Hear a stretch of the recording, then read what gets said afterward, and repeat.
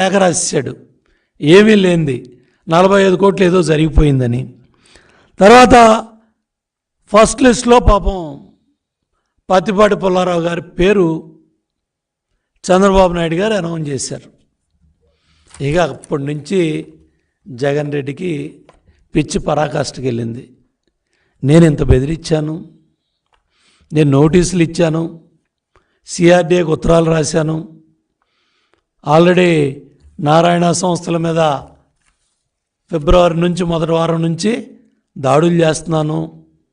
ఆ రఘురామరెడ్డి ఇక ఔషధాల దాకా వెళ్ళిపోయాడు.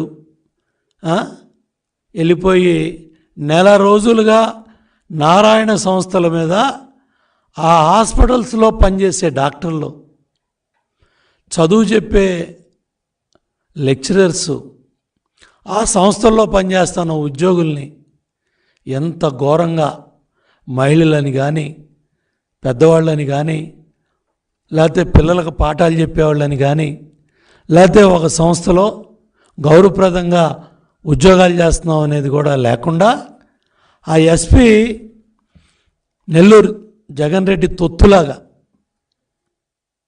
70 మంది పోలీసులను పంపిస్తున్నాడు ఇళ్ల మీదకి. ఆడవాళ్ళు భయభ్రాంతులు అవుతున్నారు. ఏదైనా హార్ట్కు సంబంధించిన ఇబ్బంది ఉన్నట్లయితే వాళ్ళు చేసే దాడులకి ఎమర్జెన్సీని తలపిస్తూ ఉన్నాడు నెల్లూరు జిల్లాలో.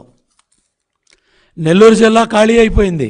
వైసీపీ పార్టీ బుల్లెట్ దింపుతానన్నాడు మా ఇరిగేషన్ మంత్రి మాజీ తుర్రో నెల్లూరు నుంచి పేటపోయాడు. వైసీపీ ఎమ్మెల్యేలు ఎంపీలంతా చాలా వరకు ఆ జిల్లా అంతా తెలుగుదేశంలోకి వచ్చారు. ఇప్పుడు నారాయణ గారి సంస్థలు కనపడుతున్నాయి. విద్యా సంస్థలు, హాస్పిటల్స్, ఇళ్ళు, వాళ్ళ పిఏలు, వాళ్ళ బంధుగణం, పాపం అల్లుడు పునీతుని కూడా వదల్లా. ఎందుకంటే వీళ్ళంతా కూడా ఇవాళ చైతన్య నారాయణ అనేది ఆంధ్రప్రదేశ్ రాష్ట్రం కాదు, తెలంగాణ రాష్ట్రం కాదు. ప్రతి ఇంట్లో ఈ 9 కోట్ల తెలుగు వాళ్ళు ఎవరైతే ఉన్నారో ఆంధ్ర తెలంగాణలో ప్రతి కుటుంబం నుంచి కూడా ఒక ఆడపిల్లో ఒక బాబు ఆ సంస్థల్లోనో ఆ స్కూల్స్లోనో ఎల్కేజీయో యూకేజీయో 10th క్లాసో 9th క్లాసో ఇంటర్మీడియటో ప్రతి ఒక్కళ్ళు కూడా ఈ సంస్థల్లో చదువుకున్నారు.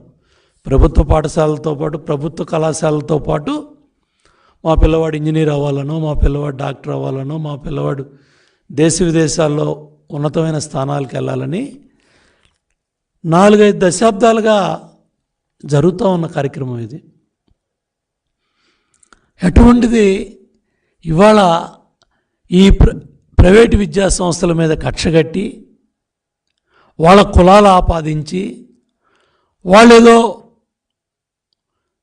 ఉన్నతంగా ఇవాళ ఇన్ని లక్షల మంది పిల్లల్ని దేశ విదేశాల్లో పంపిస్తే ఇవాళ ఆ నారాయణ సంస్థల మీద కక్షగట్టి మా పార్టీలో ఎమ్మెల్సీగా ఉన్నాడనో, 5 ఏళ్ళు మున్సిపల్ శాఖ మంత్రిగా పనిచేశాడనో, అమరావతి నిర్మాణంలో చంద్రబాబు నాయుడు గారికి చేదోడు వాదాడుగా ఉన్నాడనో, ఒక కక్షపూరిత వైఖరితో అమరావతిని ఏ విధంగా విధ్వంసం చేశాడో 3 రాజధానుల కుట్రతో, అదేవిధంగా చంద్రబాబు నాయుడు గారి మీద అక్రమ కేసులు, సిఆర్డీ, లేన్ రింగ్ రోడ్లు నారాయణ గారి మీద, ఇక అక్కడేం లేకపోయేపాటికి ఇక వచ్చి విద్యా సంస్థల మీద హాస్పిటల్స్ మీద పడి ఈ తప్పుడు పనులన్నీ చేస్తున్నాడు.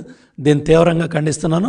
నెల్లూరు జిల్లా డిపాజిట్లు ఉండవు జగన్ రెడ్డి నీకు. రేపొద్దు నువ్వు చేసే అరాచకాలకి విద్యా సంస్థల మీద, హాస్పిటల్స్ మీద, ఉన్నతంగా చదువులు చెప్పే లెక్చర్లు, ప్రొఫెసర్స్ వాళ్ళందరి మీద నువ్వేదో తప్పుడు కేసులు బనాయించి అక్కడేదో డబ్బు దొరికిందని, అక్కడేదో డబ్బు పట్టురావాలని ఈ తప్పుడు కోతలో తప్పుడు పనులన్నీ చేస్తున్నావు.